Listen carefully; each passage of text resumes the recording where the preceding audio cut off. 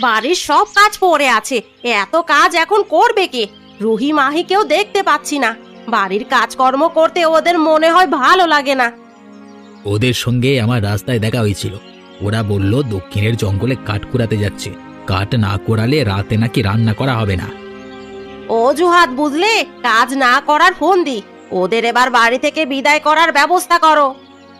ওদের আর বিদায় করব কোথায়? বিয়ে দেব তার উপায়ও তো নেই। আর দুজনের মধ্যে যদি একজন একটু দেখতে ভালো, তাও তো বাঁচতাম। বিয়ে দিয়ে বিয়ে করতে পারতাম। বুঝছি। উচিত মেয়ে কেউ বিয়ে করবে না। এই বাড়ি থেকে বিদায় করার জন্য তুমি অন্য কোনো ব্যবস্থা করো।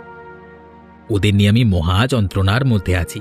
আমি ওদের বলে দেব নিজেদের ব্যবস্থা যেন নিজেরা করে নেয়। সারা জীবন বসিয়ে বসিয়ে খেতে দিতে পারবো না।